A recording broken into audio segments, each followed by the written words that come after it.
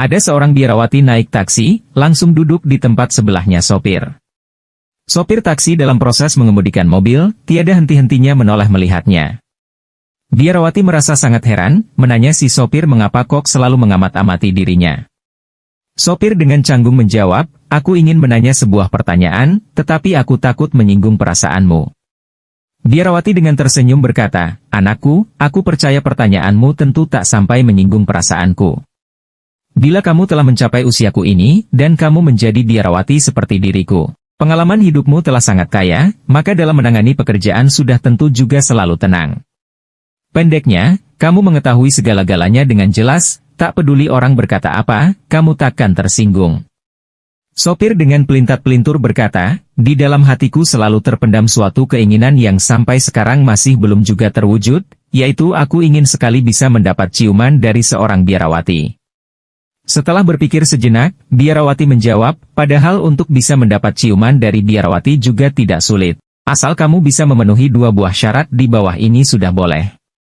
Syarat yang pertama, kamu harus seorang bujangan, dan syarat yang kedua, kamu harus seorang penganut agama Katolik Roma seperti diriku.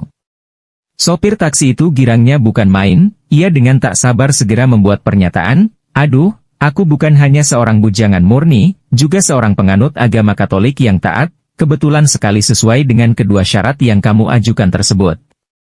Kalau begitu baiklah. Sekalipun syaratmu telah sesuai dengan kedua syarat yang kukatakan itu, maka omonganku tadi tentu saja berlaku. Sekarang aku menyetujui harapanmu terlaksana, kata si biarawati dengan seenaknya, nah, setirlah mobilmu ini ke dalam sebuah lorong kecil yang sepi terasing. Maka itu, si sopir taksi segera membelokkan mobilnya masuk ke sebuah lorong kecil yang sepi terasing, lalu berhenti di situ. Sang biarawati dengan cekatan mendekatkan parasnya dan memberi sebuah ciuman panjang kepada sopir taksi itu. Setelah merasa puas, si sopir taksi menyetir mobilnya kembali ke jalan raya. Tiba-tiba sang sopir menangis menggeru-geru. Biarawati kaget dan buru-buru menanyanya, oh, anakku, ada apa? Kenapa kamu menangis? Ampunilah diriku, aku adalah orang yang berdosa, aku telah berbohong di hadapanmu, katanya dengan sedih.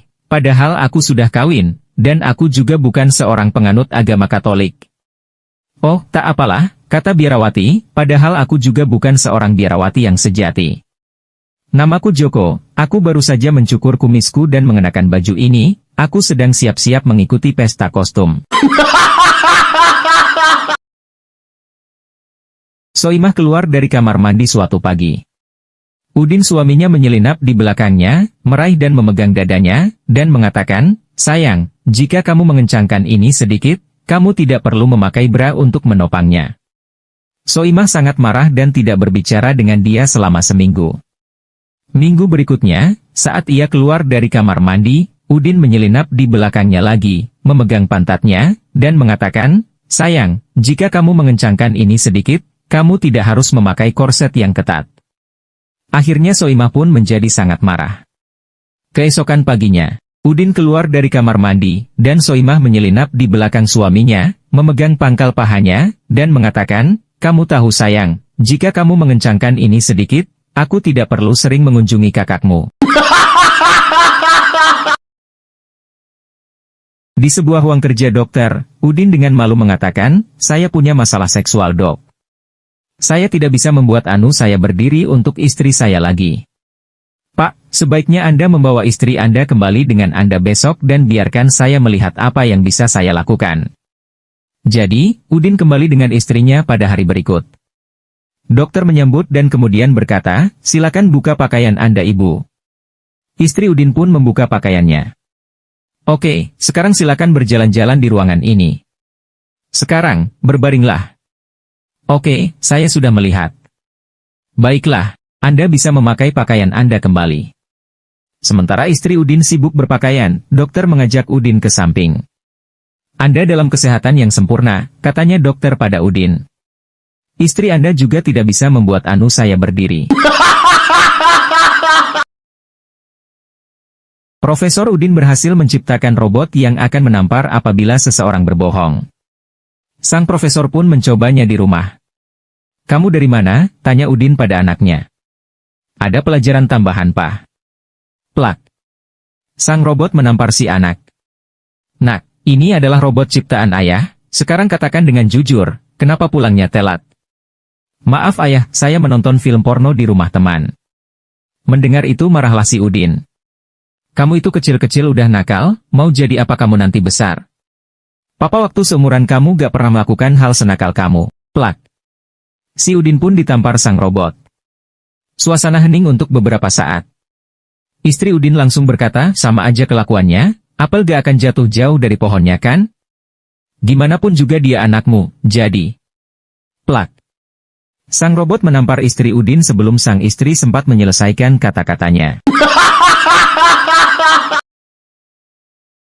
3 orang nenek tua yang agak nakal duduk di bangku di luar sebuah panti jompo ketika Udin si kakek tua berjalan melewati mereka. Salah satu nenek tua itu mengatakan, kami bertaruh kita bisa tahu persis berapa umurmu. Udin pun berkata, tidak mungkin, dasar nenek-nenek tua. Salah satu nenek tua itu berkata, tentu kita bisa. Cukup turunkan celanamu dan buka celana dalam kamu dan kami dapat memberitahu usiamu dengan tepat. Sedikit malu, tapi penasaran dan ingin membuktikan bahwa mereka tidak bisa melakukannya, Udin pun menurunkan celananya. Para nenek memintanya untuk berbalik beberapa kali dan melompat beberapa kali. Kemudian mereka semua sepakat dan berkata, kamu berusia 87 tahun. Berdiri dengan celana masih di sekitar pergelangan kaki, Udin pun bertanya, bagaimana kalian bisa menebak dengan benar? 3 wanita tua tertawa sambil berteriak serempak. Kami berada di pesta ulang tahunmu kemarin. Di sebuah kantor polisi, datanglah seorang gadis cantik bernama Soimah. Dia melapor ke polisi karena habis diperkosa oleh pemilik kosnya Udin. Pak, saya minta Bapak menangkap Bapak Udin karena telah memerkosa saya, kata Soimah sambil menangis sesenggukan. Polisi kemudian memerhatikan sekujur tubuh Soimah. Saya tidak melihat ada bekas kekerasan di tubuh adik. Memang adik diperkosa seperti apa? Tanya polisi. Saya dipaksa mengulum anunya Pak Udin Pak. Loh, mengapa tidak digigit saja biar adik selamat? Bapak ini bagaimana sih? Saya kan vegetarian. Udin dan Soimah adalah sepasang muda-mudi dilanda cinta. Saking cintanya saat Soimah tabrakan, Udin menyumbangkan darahnya ke Soimah. Tetapi 6 bulan kemudian mereka putus, karena Soimah menduakan Udin, saking kesalnya Udin, terjadilah perdebatan. Soimah, tega kamu menduakan cintaku. Sedangkan aku rela berkorban untukmu, sampai darah saja aku berikan padamu. Pokoknya kamu harus bayar hutang darah itu, darah dibayar darah. Kata Udin sambil menggeram kesal. Ya udah nih, kata Soimah sambil melempar softtex dari dalam CD yang penuh dengan darah ke muka Udin. Aku cicil tiap bulan untuk pembayarannya. Soimah membawa bayi ke dokter anak karena kurang gizi. Setelah tiba gilirannya, masuklah Soimah ke ruangan dokter yang masih muda dan ganteng. Di ruang pemeriksaan dokter bertanya, bayi ini minum susu ASI atau susu kaleng? ASI dok, jawab Soimah. Oke, silahkan buka baju ibu, kata si dokter. Soimah pun menurut. Saya mau periksa payudara ibu, kata dokter. Sang dokter pun mulai memegang dan memencet-mencet payudara Soimah. Tidak keluar ASI-nya. Karena penasaran, si dokter lalu menghisap kuat-kuat puting susu Soimah.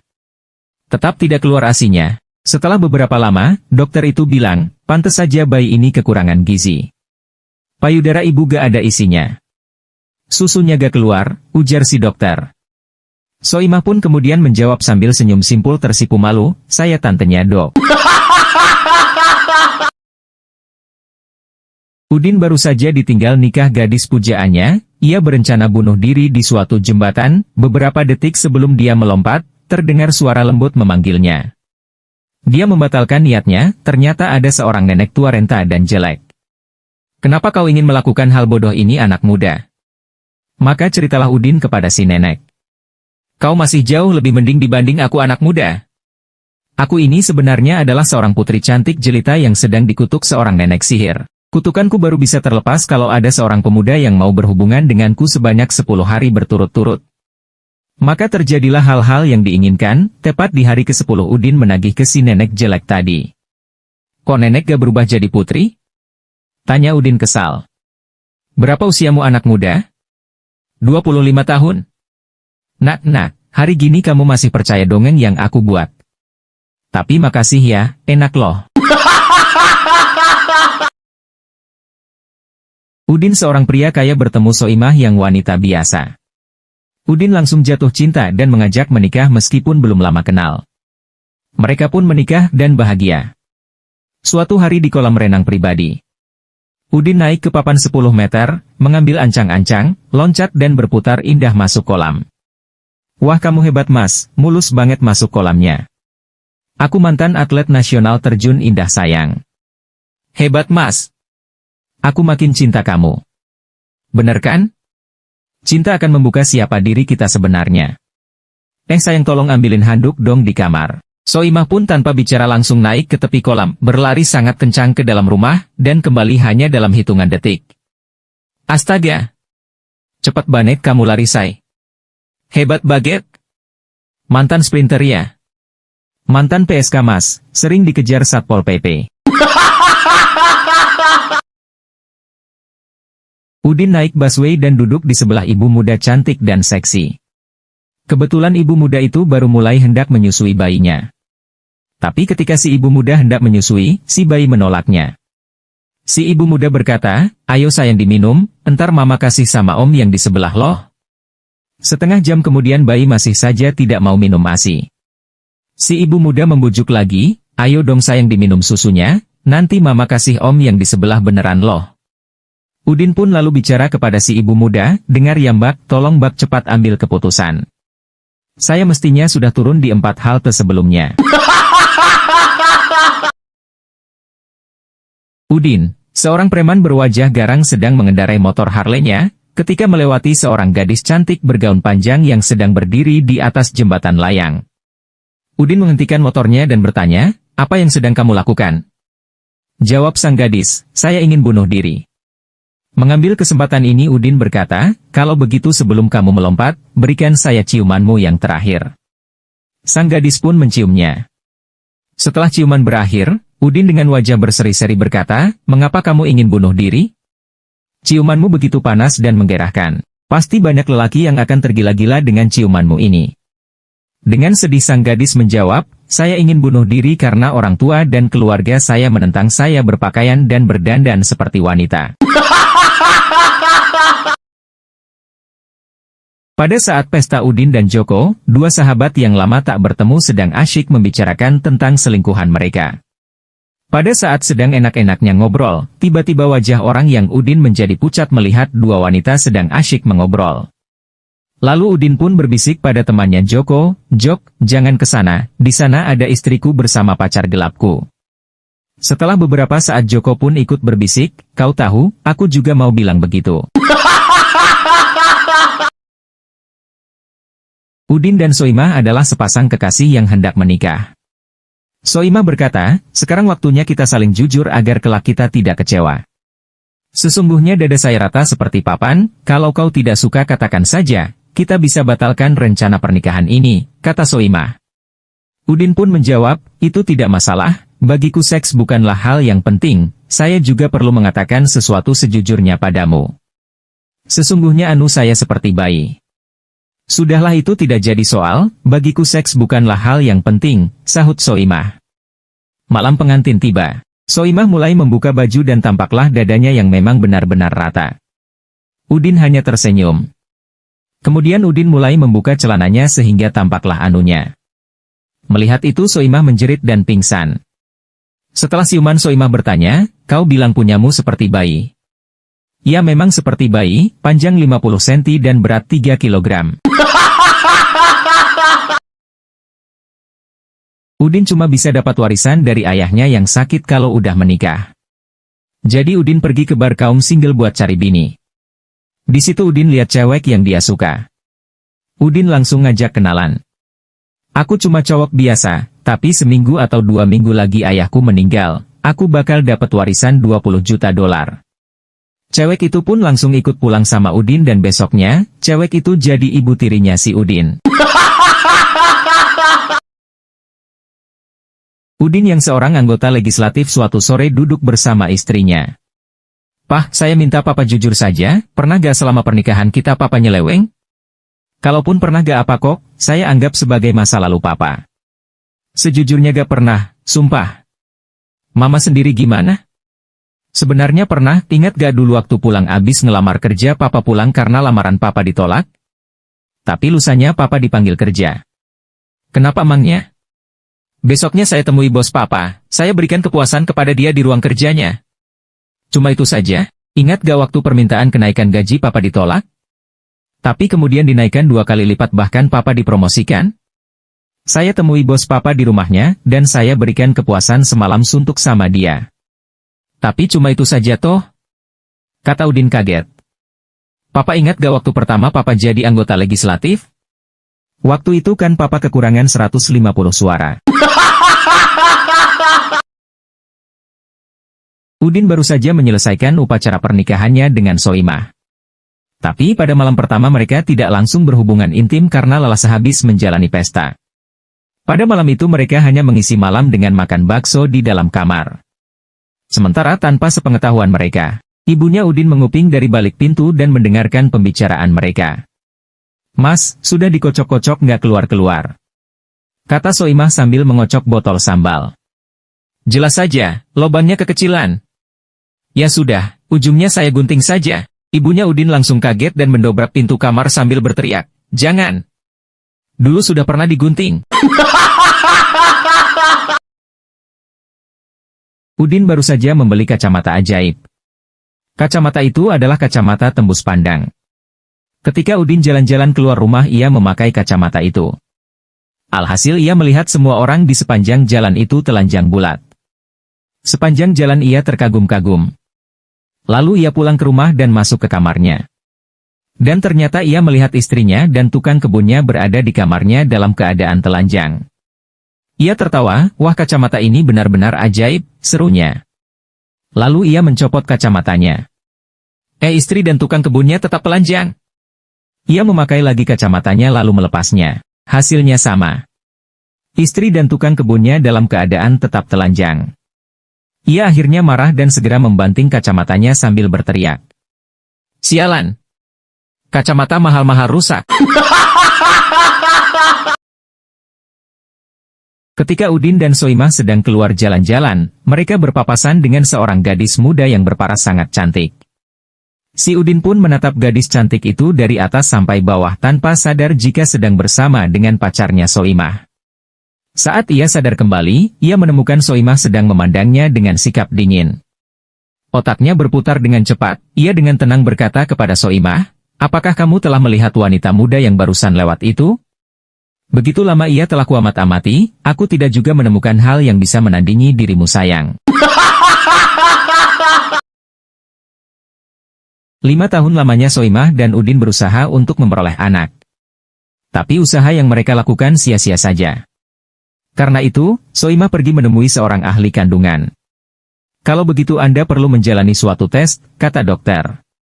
Kembalilah Kamis depan, tapi lakukan lebih dahulu hubungan seks dengan suami Anda 2 jam sebelum datang kemari. Pada hari yang ditetapkan itu, Soimah kembali menemui si dokter. Saya rasa tes itu gagal dokter, katanya. Loh, mengapa gagal?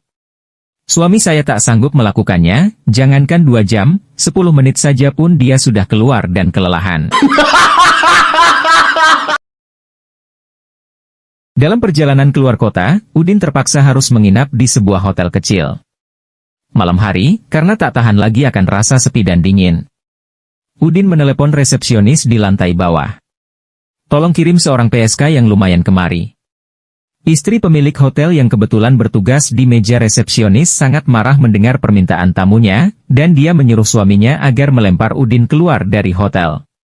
Tapi suaminya keberatan, katanya permintaan Udin adalah sesuatu yang alami dan tidak merugikan siapapun. Lagi pula, dia tak ingin kehilangan seorang pelanggan. Baik, kalau kau tak mau, biar aku yang melemparnya, kata si istri sambil berlari ke atas. Selama kurang lebih 20 menit, terdengar suara hingar-bingar di atas. Tak lama setelah itu tampaklah Udin terengah-engah menjumpai si pemilik hotel seraya berkata, PSK di kota ini cukup lumayan ya. Tapi sayang dia agak bandel, sehingga saya terpaksa memperkosanya. Soimah yang lama tinggal di kota pulang ke kampung dan bertemu pujaan hatinya Udin yang berprofesi sebagai petani. Suatu senja, ketika tengah jalan-jalan menikmati pemandangan desa, mereka melihat 2 ekor sapi saling menggesek-gesekkan hidung. Karena lama memendam rindu, Udin berkata dengan nada memancing. Rasanya saya jadi ingin juga melakukannya, sambil memandang Soimah mesra. Silahkan saja, tukas Soimah, toh sapi-sapi itu milikmu. Seorang gadis cantik sedang berdiri dalam sebuah bis kota. Gadis itu memakai kaos seksi dan di atas dadanya ada sebuah tato bunga mawar. Udin berkata pada gadis itu, "Mbak, bunga mawarnya bagus ya." Gadis itu diam saja. Udin berkata lagi, "Boleh cium bunga mawarnya enggak?" Gadis itu tetap saja diam. Untuk kesekian kalinya Udin berkata lagi, "Boleh ya Mbak saya cium mawarnya?" Karena dari tadi Udin memohon terus, gadis itu berkata, "Sebelum kamu cium bunga mawar ini, kamu cium dulu akarnya," sambil mengangkat tangannya ke atas dan memperlihatkan bulu ketiaknya yang lebat. Udin telah menikah dengan Soimah lebih dari 10 tahun, dan Udin merasa akhir-akhir ini hubungannya terasa sedikit membosankan, sehingga ia meminta seorang teman memberikan ide tentang bagaimana untuk menambahkan kegembiraan kembali ke pernikahannya. "Kamu harus coba berselingkuh," kata Joko. "Saya tidak bisa melakukan itu." "Saya akan selalu setia padanya," sahut Udin. "Jika kamu meyakinkan dia untuk membiarkan kamu melakukannya, itu namanya bukan selingkuhkan. Coba saja." Udin setuju untuk mencobanya. Pada suatu kali istrinya tampaknya berada dalam suasana hati yang sangat baik, Udin pun berbagi ide dengan dia bahwa pasangan baru akan menambah gairah. "Sayang," istrinya berkata, "itu tidak akan membantu pernikahan kita. Percayalah, aku sudah mencobanya." 2 sperma berlomba untuk mencapai sel telur. Setelah 10 menit, sperma satu bertanya kepada yang lain, "Hei, berapa lama lagi kita mencapai sel telur?" Jawaban yang lain, "Terus berenang, kita bahkan belum sampai amandel." Ada percakapan 3 orang suami. Suami pertama, "Saya heran, istri saya kok tingkahnya aneh-aneh, masa dia bilang ingin beli DVD player, padahal TV aja kita gak punya." Suami kedua, "Istri saya lebih aneh lagi, Pak, maksa-maksa minta beli tabung gas. Padahal kompor di rumah kami masih kompor minyak." Suami ketiga, "Wah, istri saya paling aneh banget, Pak, dia bilang mau tugas keluar kota, dia bawa 10 kondom Pak. Bayangin, Pak, 10 buah, dia gak mikir apa ya?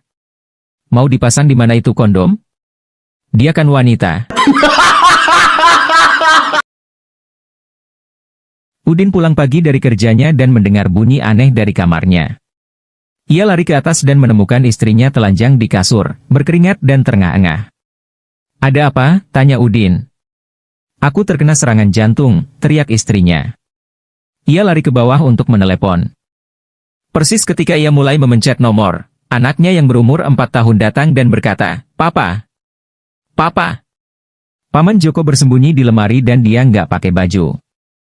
Udin membanting telepon dan berlari ke atas melewati istrinya yang berteriak-teriak, dan membuka pintu lemari. Dan di sana memang benar, saudaranya bersembunyi, telanjang bulat dan ketakutan di sudut lemari. "Tak berperasaan," teriak Udin.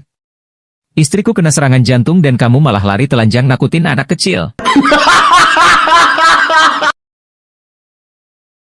Seorang pria miskin akan menikah dengan gadis pujaan hatinya, namun dia pingin sekali memiliki celana dalam baru. Karena kekurangan uang, si ibu dengan kasih sayang menjahit sebuah celana dalam dari tepung terigu. Sebagai pengantin baru, malam pertama yang ditunggu-tunggu akhirnya tiba. Dengan rasa penuh percaya diri si pria langsung buka celana, namun istrinya langsung pingsan, karena melihat celana dalam si pria, karena di depannya tertulis, neto 50 kg, kualitas terjamin 100%. "Gak sarapan dulu?" "Nggak, aku belum lapar."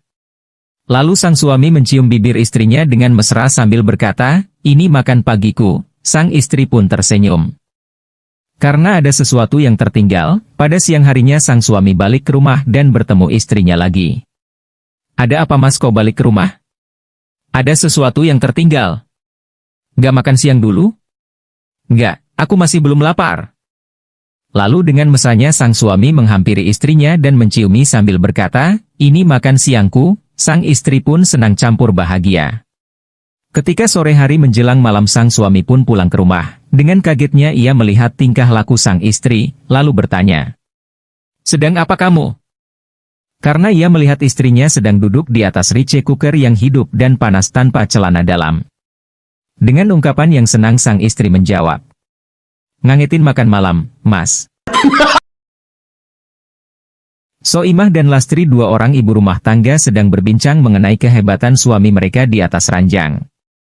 Suami saya sanggup melakukan hubungan seks selama 1 jam, kata Soimah. Wah, itu sih nggak ada apa-apanya dengan suami saya. Suami saya sanggup melakukannya dalam 7 jam 1 menit. Padahal suami saya buta loh, kata Lastri. Wow, hebat sekali. Bagaimana suami ibu melakukannya? Tanya Soimah penasaran. Selama 7 jam dia mencari lubang, setelah itu mainnya 1 menit.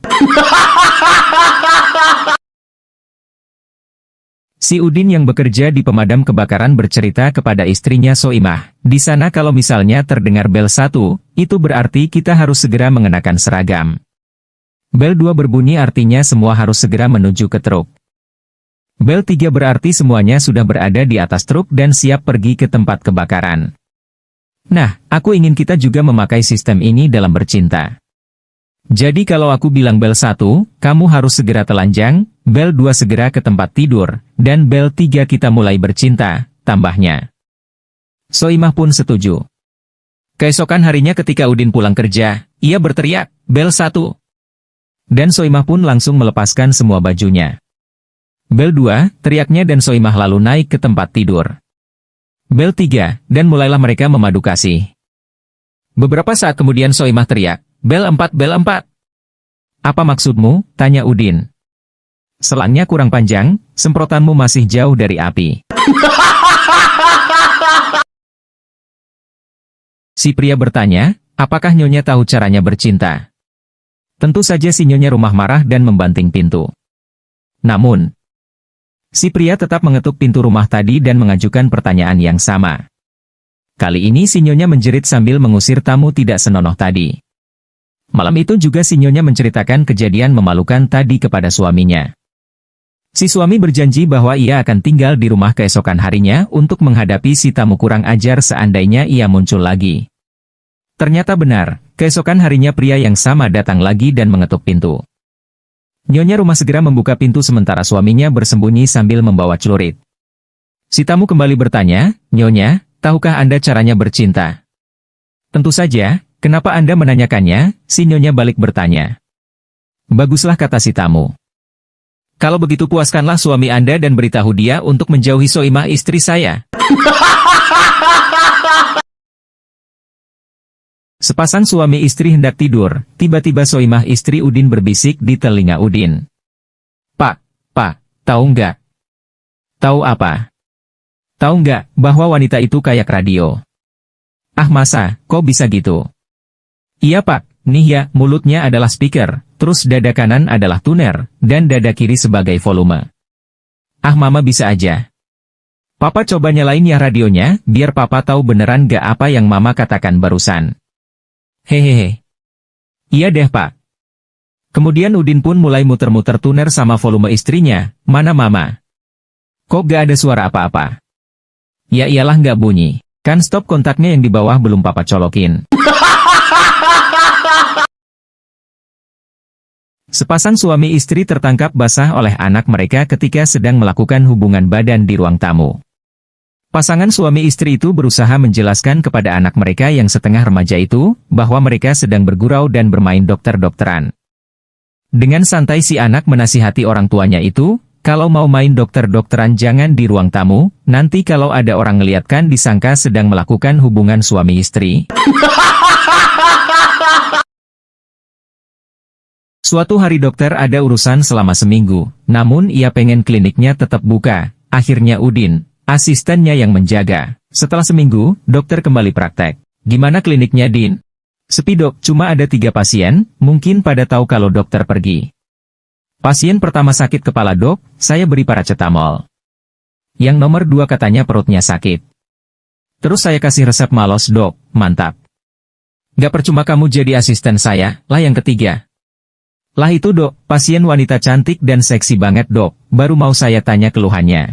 Dia sudah naik ke ranjang, dia bilang, tolong saya dok, sudah 5 tahun aku gak lihat laki-laki, aku gak tahan. Dokter kaget sambil melotot. Waduh kok pas gak ada saya ya datengnya.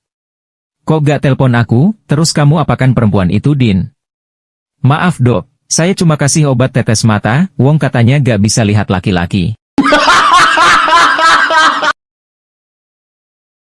Dua anak kecil bertengkar mengenai ayah siapa yang lebih hebat. Papaku lebih hebat daripada papamu, kata Udin. Joko pun membalas, kalau gitu, mamaku lebih hebat daripada mamamu. Udin pun mengingat-ingat, rasanya kamu benar, papaku selalu bilang begitu. Mas, maaf kalau mau merokok di ruang merokok dong, ini si kecil terganggu dan jadi bangun. Ujar si ibu muda yang lagi menyusui bayinya. Ya mbak, tapi maaf juga mbak kalau mau nyusuin di ruang menyusui juga dong, ini si kecil saya juga terganggu dan ikut bangun. Udin yang masih kelas 5 SD melihat mobil ayahnya parkir di semak-semak dalam perjalanan dari sekolah, dia melihat di dalam mobil ada ayahnya dan tante Shopee tetangganya. Udin segera pulang menemui ibunya, dan berkata, aku lihat mobil ayah parkir di semak-semak, terus di dalam mobil itu ada ayah sama tante Shopee tetangga kita itu bu. Stop, simpan dulu ceritamu nak, nanti ceritakan lagi kalau ayahmu sudah sampai di rumah ya. 2 jam kemudian ayah Udin pulang, sang ibu segera memanggil Udin dan berkata, tadi kamu lihat apa waktu pulang sekolah nak? Dengan tenang Udin menjawab, aku lihat mobil ayah parkir di semak-semak. Ayah Udin pun mulai salah tingkah. Lanjutkan Udin, di mobil ada ayah dan tante Shopee. Tante Shopee bukain baju ayah dan ayah bukain baju tante Shopee. Terus ayah dan tante Shopee melakukan persis seperti yang ibu lakukan dengan Om Karjo waktu ayah keluar negeri itu loh bu. Seorang ayah menelepon dokter pribadinya karena anaknya sakit. Dokter, kata sang ayah lewat telepon, putra saya menderita flu Hong Kong. Saya tahu, sahut dokter. Kemarin saya telah ke rumah Anda dan memberinya obat. Pisahkanlah dia dari semua orang yang ada di rumah. Tapi dokter, kata ayah yang cemas itu. Dia telah mencium pembantu rumah tangga kami. Kasihan. Kalau begitu dia juga perlu dikarantina. Tapi dokter, saya juga telah mencium pembantu itu. Wah, ini rumit. Berarti Anda juga sudah menyimpan benih penyakit itu. Ya, dan tidak lama setelah itu, saya juga mencium istri saya. Celaka, seru sang dokter, kalau begitu saya sudah ketularan. Udin berangkat kerja terburu-buru, oleh Soimah istrinya diperingatkan agar tidak melupakan sesuatu. Pak kok buru-buru sekali, minum kopinya dulu, kata Soimah. Buru-buru Mama, minum kopinya nanti saja di kantor sudah ada. Jawab Udin. Pak, koran paginya gak dibawa, kata Soimah lagi. Tidak usah Mama, di kantor juga ada, jawab Udin. Ya sudah deh, kalau gitu cium Mama aja dulu, kata Soimah manja. Tidak usah Mama, di kantor juga ada, kata Udin.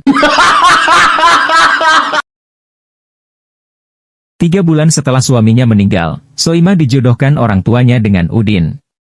Saat malam pertama, Soimah menunggu di tempat tidur sambil selimutan. Saat Udin membuka selimut dia melihat Soimah tanpa busana, tanpa bra, tapi mengenakan CD warna hitam. Soimah bilang, Mas Udin, bibirku, tubuhku, dan dadaku milikmu sekarang, tapi maaf mas, yang berpakaian hitam di bawah dia masih berduka cita. Udin mikir sejenak, terus dia bilang, gak apa-apa say, tapi sebentar ya, aku mau ke belakang dulu. Udin pergi ke kamar mandi, balik dari kamar mandi. Dia sudah bugil dan hanya mengenakan kondom berwarna hitam. Sambil nyengir Udin bilang, say, yang berpakaian hitam di bawah ini, dia mau menyampaikan bela sungkawa yang sedalam-dalamnya. Soimah, istri Udin pergi ke dokter kandungan untuk periksa. Waktu dokter mau periksa bagian dalam, terjadi percakapan. Hati-hati periksanya ya dok, saya masih perawan loh. Loh, katanya ibu sudah kawin cerai 3 kali, mana bisa masih perawan? Gini loh dok, mantan suami saya yang pertama ternyata impoten. Oh begitu, tapi suami ibu yang kedua tidak impoten kan? Betul dok, cuma dia gay, jadi saya tidak pernah diapa-apain sama dia. Lalu suami ibu yang ketiga si Udin tidak impoten dan bukan gay kan? Betul dok, tapi ternyata dia itu orang partai. Lalu apa hubungannya dengan keperawanan ibu? Dia cuma janji-janji saja dok, tidak pernah ada realisasinya. Jadi cuma dicontreng aja, gak dicoblos. Udin baru saja menyelesaikan upacara pernikahannya dengan Soimah. Tapi pada malam pertama mereka tidak langsung berhubungan intim karena lelah sehabis menjalani pesta. Pada malam itu mereka hanya mengisi malam dengan makan bakso di dalam kamar. Sementara tanpa sepengetahuan mereka, ibunya Udin menguping dari balik pintu dan mendengarkan pembicaraan mereka. Mas, sudah dikocok-kocok nggak keluar-keluar? Kata Soimah sambil mengocok botol sambal. Jelas saja, lobangnya kekecilan. Ya sudah, ujungnya saya gunting saja. Ibunya Udin langsung kaget dan mendobrak pintu kamar sambil berteriak, jangan. Dulu sudah pernah digunting. Suatu siang, Udin mendapati sebuah SMS di HP anaknya yang ditinggalkan begitu saja di meja makan. Pesannya seperti ini. Selamat siang sayang, udah makan belum? Nanti malam kita jadi tidur bareng di rumahku kan? Jangan sampai ketahuan ya. Melihat SMS itu Udin sangat marah. Ia melaporkan ke istrinya tentang hal itu. Tibalah saatnya anaknya pulang sekolah, mereka sudah siap-siap memarahinya. Nak, nanti malam mau kemana? Oh, nanti rencananya mau belajar di rumah teman Pak. Istri Udin pun langsung menampar anaknya. Kenapa Bu, kok menampar saya? Nak, jangan pura-pura tidak tahu, kamu pasti bohong. Coba lihat SMS ini, kata Udin sambil menunjukkan isi SMS itu. Lah kartu yang dipasang di HP saya kan kartunya ayah, kata ayah HP-nya rusak dan lagi ada SMS penting, jadi terpaksa aku dipinjamkan ke ayah. Pada suatu hari ada seorang suami yang menggugat cerai istrinya ke pengadilan daerah. Di pengadilan, dia diberikan beberapa pertanyaan. Apakah Anda benar-benar serius untuk menceraikan istri Anda? Serius Tuan Hakim. Mengapa? Karena ia diperkosa, Tuan Hakim. Hah, bukankah Anda harus membelanya? Bukan menceraikannya? Seharusnya Pak Hakim. Tapi, saya lihat dia sempat ganti posisi. Di sebuah sekolah dasar, suatu saat seorang guru bertanya pada salah satu muridnya. Udin tolong jawab pertanyaan ibu ya, kalau ada 5 ekor burung di jendela, kemudian ditembak satu, berapa yang masih tertinggal? Habis dong Bu, kan lainnya pada terbang. Salah, harusnya dijawab masih tinggal 4 ekor, tapi saya senang dengan cara berpikir kamu. Di saat yang lain Udin balik bertanya pada Bu Guru. Bu Guru tolong jawab pertanyaan saya kalau ada 3 orang cewek, masing-masing membawa es krim, cewek pertama makan es krim dengan dikunyah sedikit-sedikit, yang kedua dengan menggigit es krim dan contongnya, dan yang ketiga dengan menjilati dan mengulumnya, manakah di antara ketiga cewek itu yang sudah menikah? Pasti yang makannya dengan menjilati dan mengulum es krimnya. Salah, harusnya dijawab yang memakai cincin kawin. Tapi saya senang dengan cara berpikir Bu Guru. Udin dan Soimah adalah sepasang suami istri yang telah hidup bersama selama 10 tahun. Udin menginginkan agar HP miliknya tidak boleh dibuka, sedangkan Soimah meminta tidak boleh membuka laci meja. Keduanya pun sudah saling sepakat. Kesepakatan tersebut telah berjalan selama 10 tahun. Suatu hari Udin yang penasaran membuka laci dan menemukan 2 biji kacang hijau dan selembar uang 5.000. Udin pun akhirnya bertanya pada Soimah dan Soimah menceritakan kejadian aslinya. Ia menjelaskan bahwa ia pernah selingkuh dan kacang hijau itu menunjukkan berapa kali ia berselingkuh. Mendengar penjelasan sang istri, Udin pun bercerita bahwa ternyata ia juga sudah pernah selingkuh berulang-ulang dan lebih parah dibandingkan istrinya. Akhirnya mereka saling berpelukan. Lalu Udin bertanya tentang uang 5.000 yang ada di laci. Soimah pun menjawab bahwa ia telah menjual kacang hijau lainnya dan mendapat uang 5.000. Udin, sang pengantin pria sejak tadi tampak gelisah walau tetap duduk di pelaminan bersanding dengan Soimah, sang mempelai wanita. Soimah akhirnya bertanya kepada Udin. Kenapa sih kau gelisah terus mas? Gak sabar menunggu tamu pulang ya? Bukan soal itu. Lihat, hujan turun dengan deras tuh. Kan justru asik, malam pertama kita disambut dengan hujan deras. Pasti akan lebih romantis bukan? Iya sih. Tapi lama-kelamaan bisa banjir masuk ke dalam rumah, malam pertama kita bisa gagal total. Kepala sekolah di SD kaget waktu Udin ketahuan menyimpan VCD film dewasa. Udin, kau tahu apa ini? Iya tahu Pak, jawab Udin santai. Ini film dewasa. Untuk apa kamu bawa? Udin mau ajak teman-teman yang malas belajar untuk nonton. Karena Papa pernah bilang ke Mama begini, Mama, nonton film ini yuk, biar bisa nambah semangat. Dari survei yang dilakukan Badan Kesehatan Dunia WHO terhadap 100 pria dewasa di atas umur 25 tahun, ketika ditanya setelah selesai berhubungan seksual apa yang dilakukannya, ternyata 10% pria setelah berhubungan seksual pergi mandi, 5% keluar kamar dan merokok, 3% memakai bajunya kembali, 2% tidur kembali, sedangkan sisanya yang 80% pulang ke rumah istrinya. Udin mendapatkan sekretaris baru. Dia masih muda, cantik, manis dan sopan bernama Soimah. Suatu hari saat masuk kantor sang sekretaris melihat celananya Udin terbuka. Karena malu Soimah pun berkata, Pak Udin, Anda tahu pintu barak Anda terbuka. Udin pun bingung dan tidak segera memahami ucapan Soimah, tapi kemudian ia melirik ke bawah dan melihat resletingnya terbuka. Karena malu, Udin memutuskan untuk bercanda dengan sekretaris barunya. Nona Soimah, ketika Anda melihat pintu barak saya terbuka, apakah melihat prajurit yang berdiri tegak? Tidak ada Pak, jawab Soimah dengan manis, semua yang saya lihat hanyalah seorang veteran cacat yang duduk di 2 tas ransel tua. Udin sudah lama bersahabat dengan Joko. Besok Joko akan menikah. Malamnya Joko mengadakan acara bujangan bersama teman-temannya di sebuah kafe. Sebagai sahabat dekat Udin memberikan suatu petuah kepada Joko sahabatnya.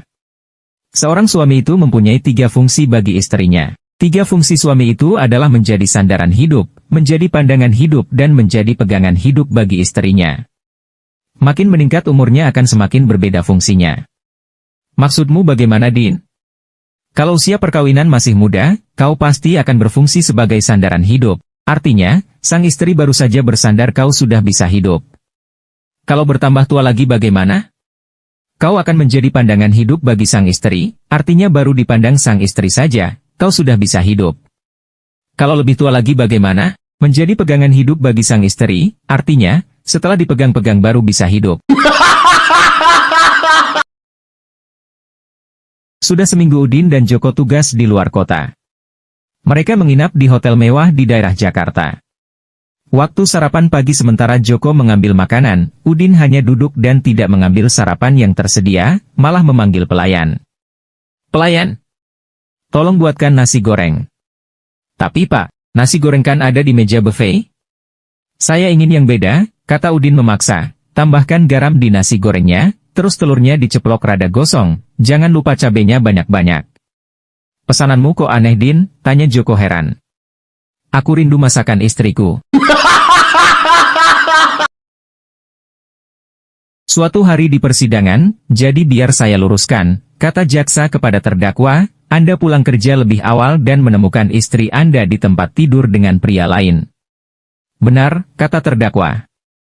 Kemudian, lanjut jaksa, Anda mengeluarkan pistol dan menembak istri Anda, membunuhnya. Benar, kata terdakwa. Lalu pertanyaan saya kepada Anda adalah, mengapa Anda menembak istri Anda dan bukan kekasihnya, tanya jaksa. Saya berpikir bahwa hal itu lebih mudah daripada menembak pria yang berbeda setiap hari. Udin dan Soimah istrinya menyetujui kode untuk digunakan di depan anak-anak mereka ketika mereka ingin berhubungan. Kodenya adalah menelepon. Suatu hari Udin meminta anaknya untuk memberitahu ibunya bahwa ayah ingin menelepon. Anak laki-laki itu kembali ke ayahnya, kata ibu teleponnya sedang rusak. Kemudian ayahnya meminta anak tersebut untuk memberitahu ibunya bahwa ayah akan pergi keluar untuk menelepon. Anak laki-laki itu kembali, kata ibu, jika ayah melakukannya, ibu akan membuka wartel di rumah. Soimah yang tinggal di Sorong dan harus kembali pulang kampung ke Jakarta karena dia sudah bangkrut habis-habisan. Suatu hari ia berjalan ke dermaga dan melihat seorang pekerja bersiap-siap untuk memuat pasokan ke kapal. "Mas, tolong. Saya harus kembali ke Jakarta," pintanya. "Jika Anda bisa menyelundupkan saya di kapal malam ini, saya akan memberikan kenikmatan kepada Anda sepanjang perjalanan sampai menyeberang." Dengan senang awak kapal pun membawanya masuk ke kapal dan Soimah pun harus melayani awak kapal tersebut 2 kali sehari. Hal ini berlangsung selama sekitar 1 minggu, dan suatu ketika secara tidak sengaja kapten kapal menemukannya. "Pak, tolong jangan marah," kata Soimah. Soimah pun lalu menjelaskan kepada kapten kapal yang kemudian tertawa terbahak-bahak.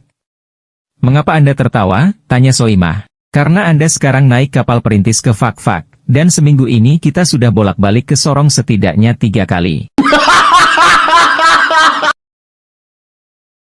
Seorang dokter yang sering berantem sama istrinya bingung. Kenapa istrinya marah-marah melulu? Dibaikin marah, dibecandain marah, apalagi dimarahin. Ngamuk deh. Pak dokter iri lihat supirnya si Udin, rukun banget dan mesra sama istrinya. Sekali waktu dia curhat sama si Udin. "Din, kamu rukun banget sama istrimu. Gak kayak saya, gak ada hari tanpa ribut. Apa sih rahasianya?" "Kami sih biasa-biasa aja Pak Dokter. Hanya saja saya sering membuat kejutan kecil." "Kejutan kecil gimana?" "Seperti tiba-tiba kita pukul pantatnya dari belakang secara diam-diam." Hari itu Pak Dokter sengaja pulang lebih awal. Sampai rumah ternyata istrinya lagi masak di dapur. Sambil diam-diam Pak Dokter masuk dapur dan memukul pantat istrinya dari belakang.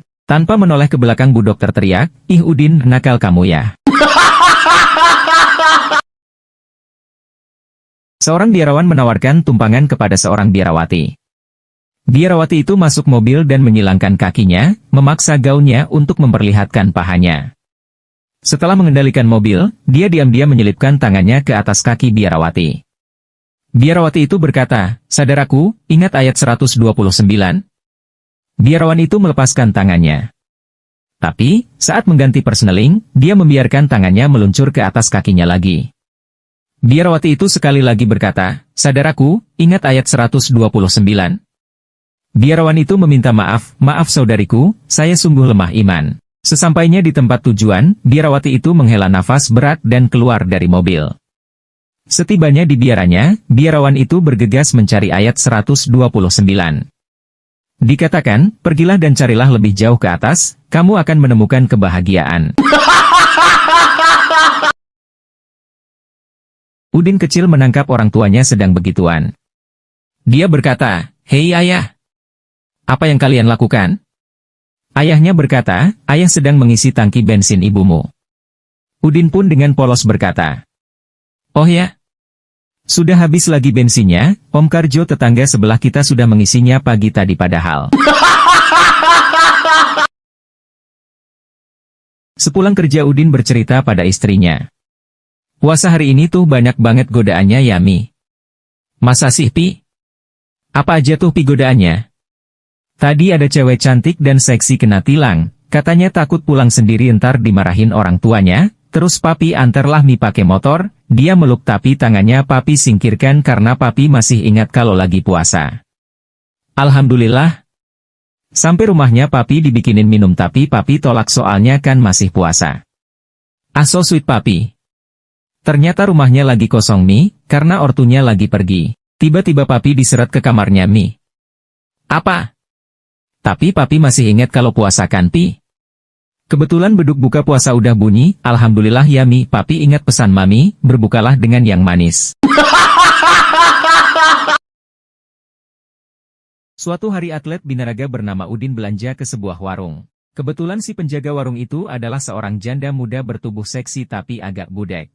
"Ada telur mbak?" "Apa Kang? Kurang jelas." Tak mau bertele-tele. Udin pun langsung melipat lengan bajunya dan memperagakan otot tangannya yang menonjol bulat mirip telur. "Oh telur. Ada Kang. Silakan. Mau beli apa lagi Kang?"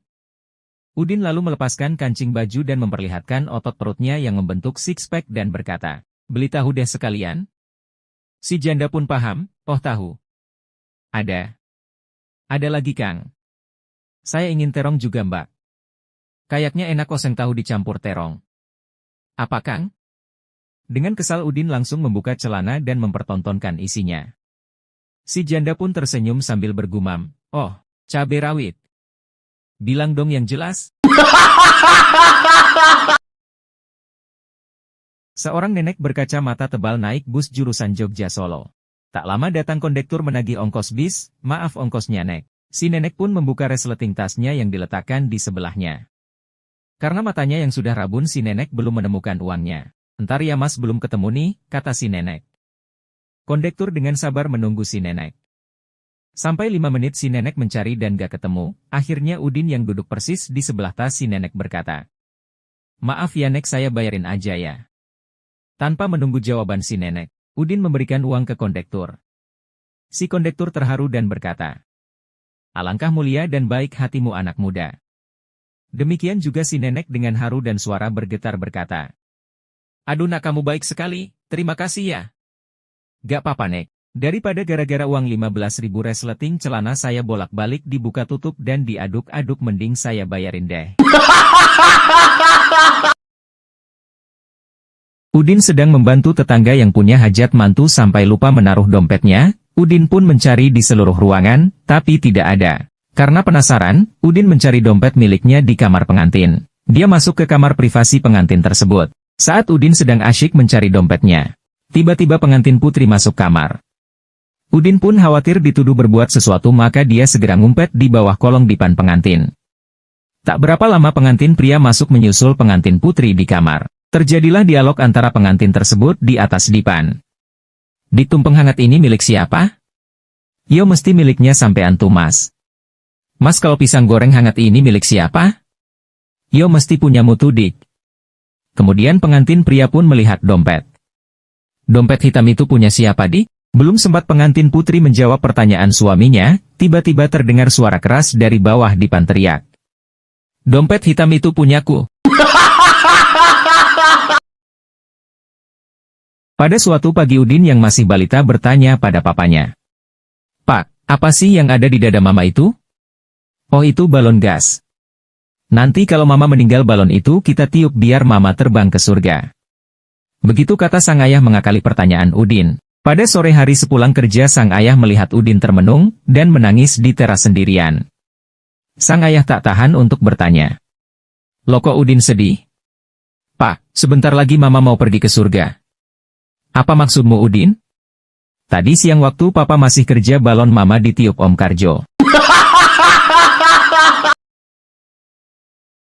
Soimah menyadari bahwa telah tumbuh rambut di antara kedua pahanya. Dia khawatir dan bertanya kepada ibunya tentang rambut itu. Ibunya dengan tenang berkata, "Bagian di mana rambut telah tumbuh disebut monyet, kamu harus bangga bahwa monyetmu telah tumbuh rambut." Soimah pun tersenyum senang. Saat makan malam, dia memberitahu kakak perempuannya, "Kak, monyetku telah tumbuh rambutnya." Kakak perempuannya tersenyum dan berkata, "Itu belum seberapa, punyaku sudah memakan pisang."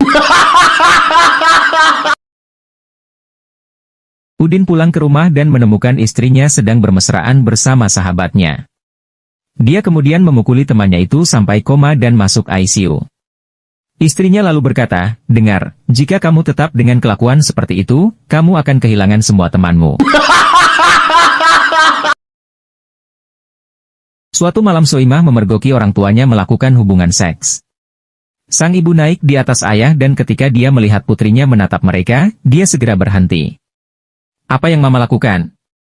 Sang ibu terlalu malu untuk memberitahu gadis kecilnya tentang seks sehingga dia membuat jawaban. "Anu sayang, terkadang perut ayah terlalu besar, jadi mama harus melompat-lompat untuk meratakannya." Soimah pun menjawab, "Yah, mama tidak perlu repot dengan itu, sia-sia saja." Sang ibu pun bingung dan bertanya, "Mengapa kamu berkata begitu sayang?" Dengan santainya Soimah menjawab, "Karena, setiap kali mama pergi di pagi hari, Tante Desi tetangga sebelah datang dan meniupnya kembali." Udin yang masih kecil di kamar mandi dengan ibunya. Udin berkata, "Apa itu yang berbulu mama?" Ibunya menjawab, "Itu spons pembersih Udin." "Oh ya, Mbak Ani babysitter kita punya satu, aku pernah melihatnya dipakai membersihkan muka ayah." Udin dan Soimah berbaring di kamar setelah berhubungan seks. Soimah berbaring miring di samping ranjang. Udin pun pergi ke sisi ranjangnya dan berkata pada dirinya sendiri, "Ya ampun, akhirnya aku berhasil. Aku tidak lagi perjaka." Soimah mendengar Udin berbicara pada dirinya sendiri dan bertanya, "Apakah kamu mengatakan kamu kehilangan keperjakaanmu kepadaku?" "Ya," Udin menjelaskan, "aku selalu ingin menunggu sampai aku bersama wanita yang kucintai kehilangan keperjakaanku." Terkejut, Soimah menjawab, "Jadi kamu benar-benar mencintaiku?" "Oh, tidak," kata Udin, "aku hanya bosan menunggu." Melihat putrinya Soimah yang sudah beranjak dewasa, si ibu lalu mendatangi sang putri yang sedang tidur-tiduran di kamarnya. Setelah itu si ibu bertanya kepada Soimah, "Mama pikir sudah waktunya kita membicarakan seks." Mendengar itu Soimah langsung bangkit duduk. Dan dengan mata berbinar-binar dan nada bersemangat Soimah berkata, "Oke Mama. Sekarang apa yang Mama pengen tahu tentang seks?" Soimah istri Udin selingkuh dengan pria lain ketika mereka mendengar suara di tangga. "Ya Tuhan, suamimu ada di rumah? Apa yang akan aku lakukan?" "Tetaplah di tempat tidur bersamaku," kata Soimah. "Dia mungkin sangat mabuk, dia tidak akan memperhatikanmu." Benar saja, Udin merangkak ke tempat tidur, tetapi ketika dia menarik selimut, dia melihat 6 kaki. "Sayang," Udin berteriak. "Apa yang sedang terjadi?" "Aku melihat 6 kaki di ujung tempat tidur." "Sayang, kamu sangat mabuk, kamu tidak bisa menghitung. Jika kamu tidak percaya padaku, hitung lagi." Udin pun lalu bangkit dari tempat tidur dan menghitung. 1, 2, 3, 4. "Kau benar sayang, ternyata aku sangat mabuk." Udin keluar dari rumah sakit akibat penyakit kelamin dan memutuskan untuk menyewa pelacur, karena dia sudah lama tidak melakukannya. Tak lama kemudian, dia membawa satu pulang, dan mereka berhubungan sebanyak 4 kali. Setelah selesai, dia berpaling padanya dan mengatakan padanya bahwa dia tidak berhubungan dalam 4 bulan karena berada di rumah sakit karena penyakit menular seksual. "Bagaimana dengan makanan di sana?" tanya pelacur itu. "Karena aku akan dijadwalkan opname ke sana besok." Pada hari Minggu Udin kecil dan ayahnya pergi untuk mandi. Tapi lantai kamar mandinya licin dan Udin pun terpeleset. Karena mau terjatuh, dia pun memegang anu ayahnya. Ayahnya tersenyum dan mengatakan kepadanya, "Wah, kamu beruntung. Jika kamu bersama ibumu, kamu bisa gegar otak." Soimah istri Udin pergi bekerja keluar kota beberapa hari. Ketika dia kembali, dia menemukan sepasang celana dalam yang bukan miliknya di lemari pakaian. Dengan marah, dia mempertanyakan hal itu kepada Udin suaminya. "Aku tidak tahu dari mana asalnya, aku tidak mencuci pakaian," jawab Udin. Jadi, Soimah mendatangi pembantu mereka yang masih muda dan menanyainya. Dengan geram pembantu itu menjawab, "Nyonya, bagaimana saya bisa tahu? Celana dalam ini bukan milik saya. Saya bahkan tidak pernah memakai celana dalam, kalau gak percaya, tanya saja pada suami Nyonya." Salah satu dari 2 sahabat wanita telah menikah dan berbulan madu ke Bali. Salah satu gadis karena penasaran bertanya kepada temannya, "Tempat wisata apa yang kamu kunjungi di Bali dan apa yang kamu lihat?"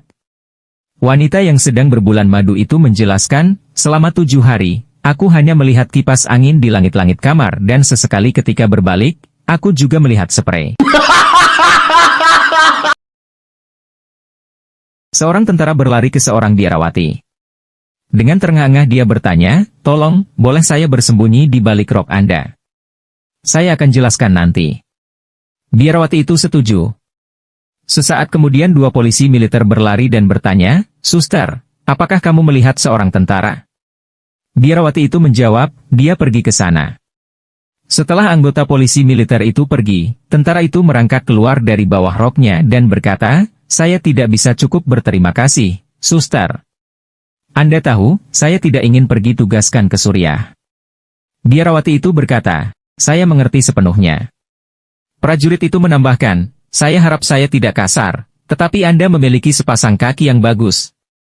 Biarawati itu menjawab, "Jika kamu melihat sedikit lebih tinggi, kamu akan melihat sepasang telur yang bagus."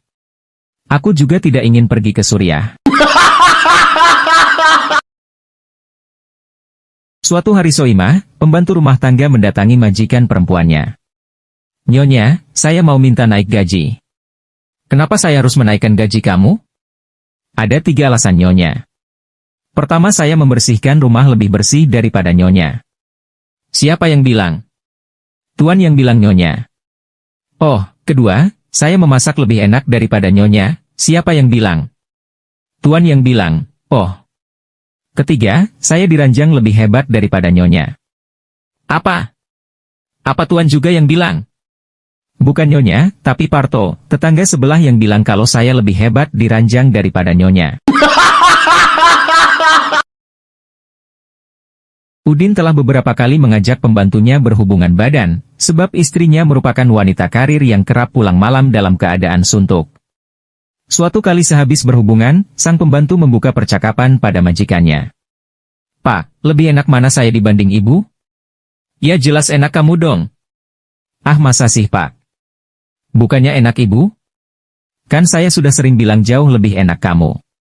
Tapi kok kata Pak Parto, enakan ibu ya Pak?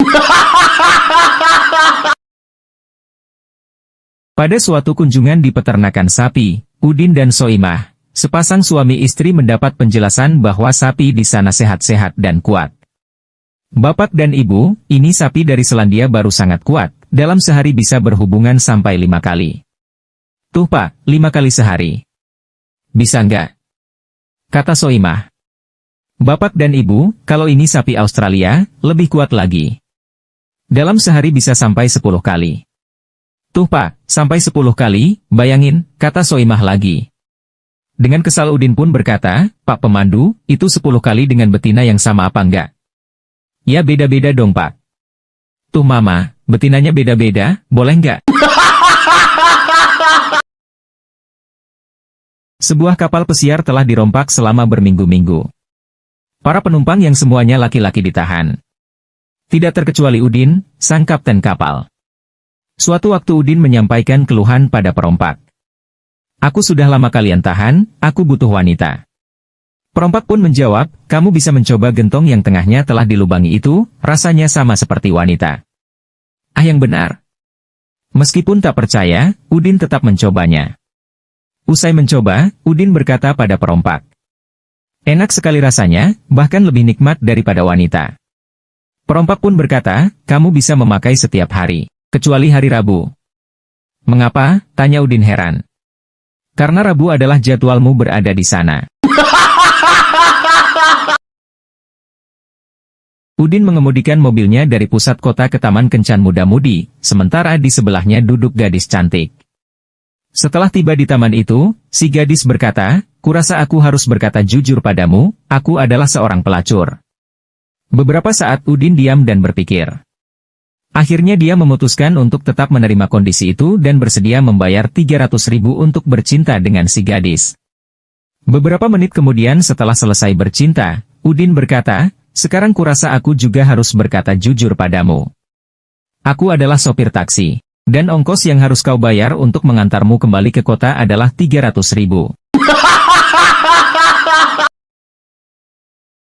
Soimah pergi ke kantor polisi dan melaporkan bahwa dia telah diperkosa. Petugas yang ada di situ bertanya, kapan ini terjadi? Soimah menjawab, minggu lalu. Polisi kemudian bertanya, mengapa Anda menunggu sampai sekarang untuk melaporkannya? Nah, katanya, saya tidak tahu bahwa saya diperkosa, karena baru tahu tadi ketika belanja di minimarket, kasir bilang jika uang yang saya bawa ternyata palsu. Soimah. Seorang wanita muda menatap dari tempat tidur rumah sakit pada Udin, dokter yang sangat tampan yang sedang memeriksanya. Kelopak mata Soimah melebar, matanya berbinar dan berkata, banyak orang yang mengatakan bahwa Anda adalah seorang penakluk hati wanita yang nyata dok. Udin tersenyum dan menggelengkan kepalanya.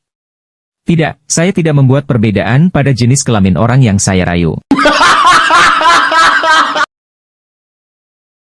Udin yang seorang musisi bertemu dengan seorang gadis yang sama-sama merupakan pemain musik, dan membawanya pulang. Setelah berbicara, mereka menanggalkan pakaian, naik ke tempat tidur dan bercinta. Setelah beberapa menit, gadis itu mulai tertawa. Udin bertanya apa yang membuat gadis itu tertawa. Saksofonmu, jawabnya. Agak sedikit kecil ukurannya. Terluka mendengar komentar itu, Udin menjawab, ya, mungkin karena sekarang digunakan bukan di kafe, tetapi di stadion. Udin dan Soimah adalah pasangan yang sudah memiliki 2 anak. Jadi mereka membuat sebuah istilah untuk bercinta sehingga anak-anak tidak akan tahu apa yang mereka katakan.